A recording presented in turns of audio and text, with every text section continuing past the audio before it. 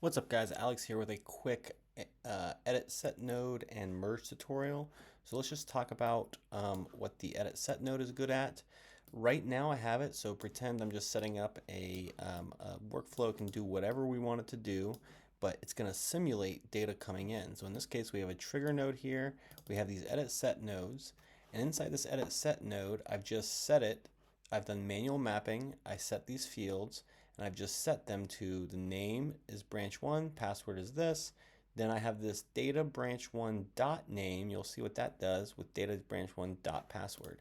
And so if we run this guy, it basically goes in, and what we get out is exactly what we've told it. We have this name is branch 1, password is this password. This is that data branch 1. You'll see we've made a little packet of information here. And we've done the same thing on this other side. So the data branch 2 here, you'll see just outputs name, password, and then makes a little data branch 2 packet. Okay, perfect. So why is that important? Well, a lot of times we're going to be doing things to this data, we're manipulating it, and then we'll be passing it forward and combining it with other data to go into an LLM or to go out to a user or to do whatever. So these two types of nodes you'll be using a whole lot. These ones a lot of times will be setting up data. So anytime you manipulate data with any other node, maybe having this before and after is good, good practice. But here, I'll show you why. So in this case, like we have all this data here, it's coming in. We're going to send it through another edit set node that is basically just renaming a variable. So this edit set node now is set to pull in a new variable. We're going to call it new name, and it's looking at whatever's in this name part and pulling it in as this little packet of information. And the way N8N refers to things here, it's always like this, JSON, the double brackets, $ JSON dot, and then wherever it is in the packet here. So you'll see this name right here is actually going to be that data branch 1 dot name, kind of like we had it written before. So now it's in that little packet you're referring to that exact name. You'll see that it's branch 1, branch 1. It's showing you a little display down here of what you see. So if you put a space in between these, it'll space them, and then you see it. So we'll get rid of that. We'll leave it as branch 1. It's outputting this new name, and what we're going to do is we're going to merge this new name back in using this merge node. Anytime you're doing this kind of one-to-one merging, so there's a lot of complicated merging to do. We could do a whole tutorial on just merging stuff.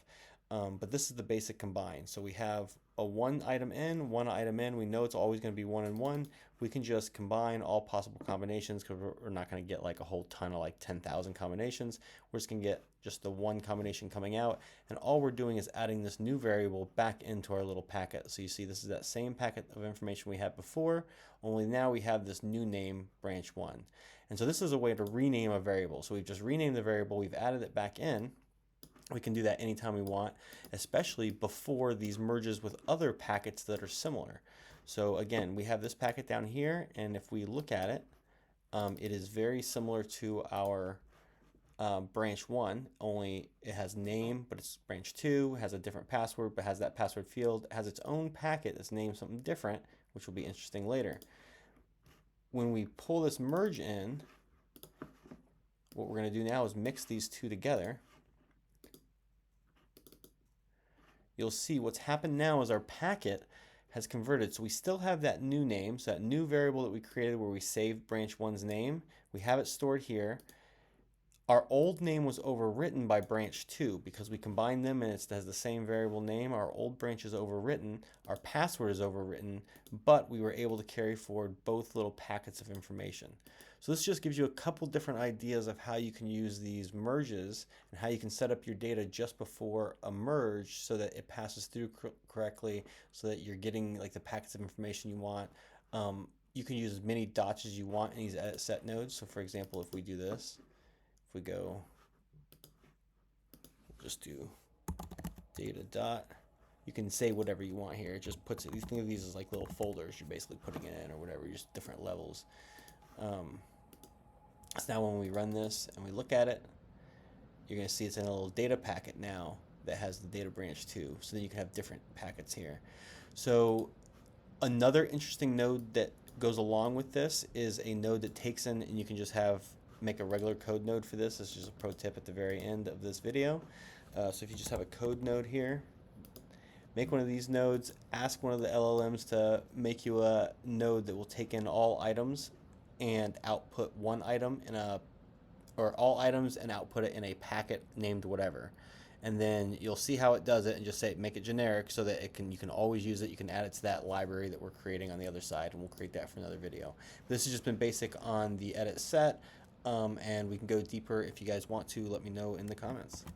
Don't forget to like and subscribe.